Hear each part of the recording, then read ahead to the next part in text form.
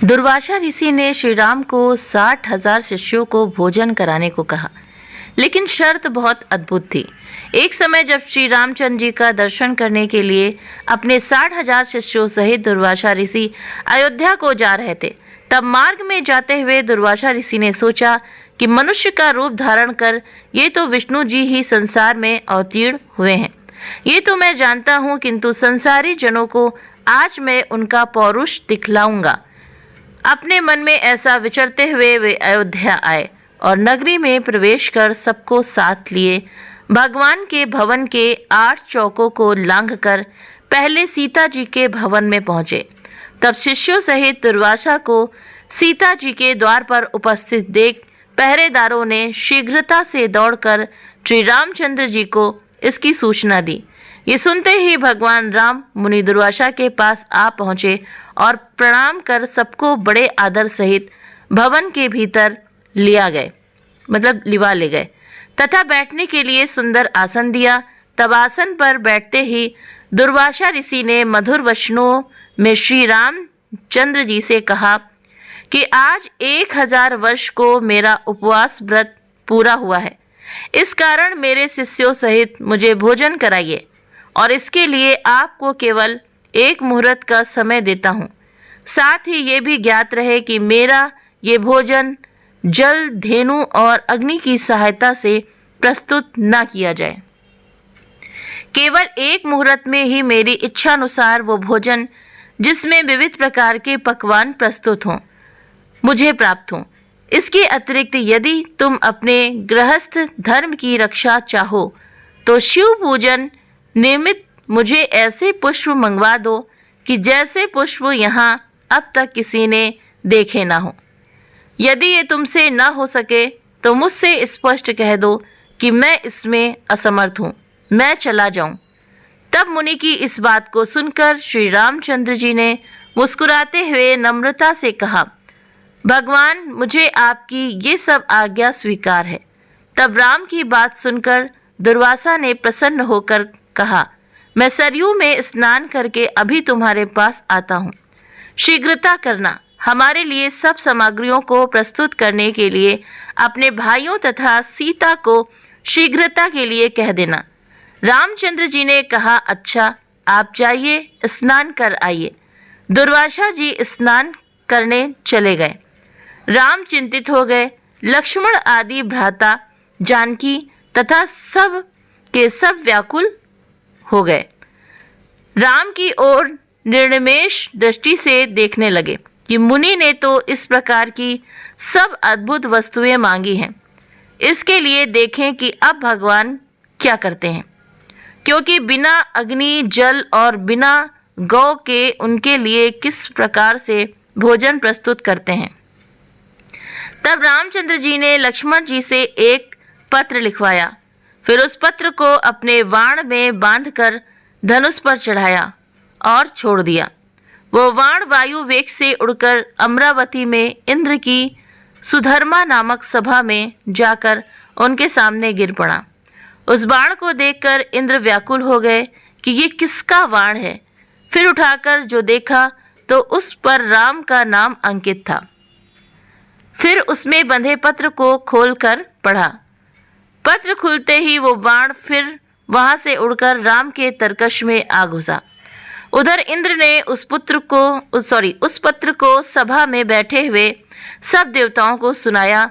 उसमें लिखा था, इंद्र, स्वर्ग में सुखी रहो, मैं सर्वदा तुम्हारा स्मरण करता हूँ, परंतु तुम्हें एक आज्ञा देता हूँ। आज 1000 वर्ष के भूखे हुए दुर्वासा मुनि अपने 60,000 शिष्यों के साथ मेरे यहाँ आए हैं। वे ऐसा भोजन चाहते हैं जो गौ, जल अथवा अग्नि के द्वारा सिद्ध ना किया हो। इसके साथ ही उन्होंने शिव पूजन के लिए ऐसे पुष्प मांगे हैं जिन्हें कि अब तक मनुष्यों ने ना देखा हो। मैंने उनकी यह मांग स्वीकार कर ली है। वे सरयू में स्नान करने गए हैं, इसलिए तुम शीघ्र ही कल्प वृक्ष और पारिजात जो क्षीर सागर से निकले हैं, क्षण मात्र में मेरे पास भेज दो। इसके लिए रावण के संहारक मेरे वाणों की प्रतीक्षा मत करना। ये पत्र देवताओं को सुनाकर इंद्रदेव तत्क्षण उठ पड़े और कल्प वृक्ष तथा पारिजात को साथ लिए देवताओं सहित विमान में बैठकर अयोध्या में आ पहुंचे। लक्ष्मण जी ने इंद्र का स्वागत किया। इंद्र ने राम के पास पहुंच पारिजात और कल्प वृक्ष को राम को अर्पण किया।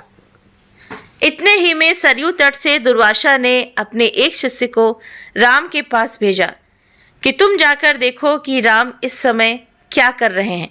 मैंने जो आज्ञा दी है उसके अनुसार कुछ अन्न अब तक बना है कि नहीं। अब तक वैसे ही चिंतामग्न है या कुछ कर रहे हैं। यदि मेरी आज्ञा अनुसार पकवान प्रस्तुत कर रहे हैं तो अब तक कितनी सामग्री तैयार हुई है, ये सब तुम चुपके से देखकर मेरे पास आओ।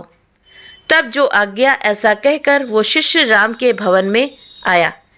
देखा तो कल्प वृक्ष और पारिजात से युक्त देवताओं की मंडली में राम विराजमान हैं।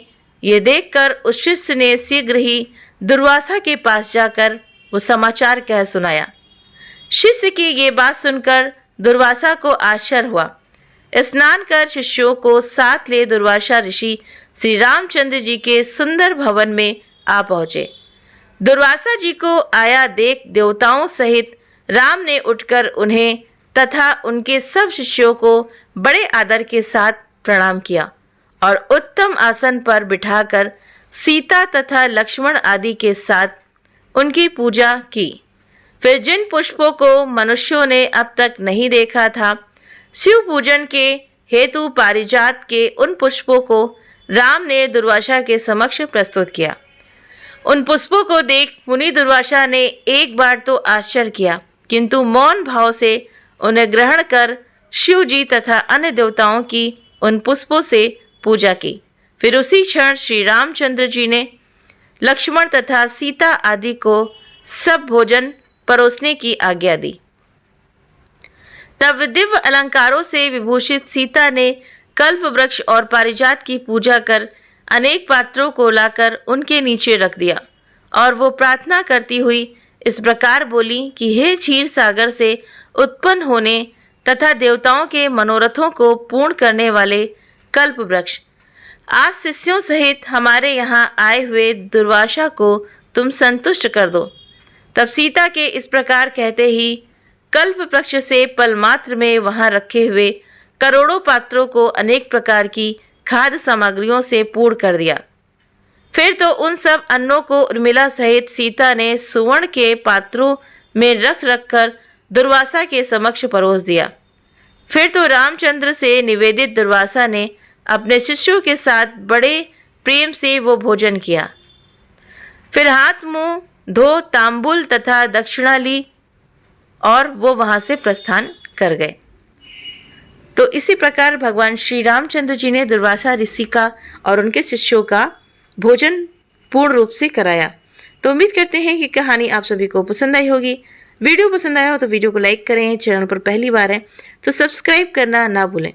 इस कहानी के बारे में आप सभी की क्या आशाएं हैं? क्या आपने कहानी पहले कभी सुनी थी कि नहीं सुनी थी? अगर सुनी हो तो फिर भी आप कमेंट करके बताइए, और नहीं सुनी है तो फिर भी आप मुझे कमेंट करके ज़रूर से ज़रूर बताएं। आप सभी के सहयोग के लिए बहुत बहुत धन्यवाद।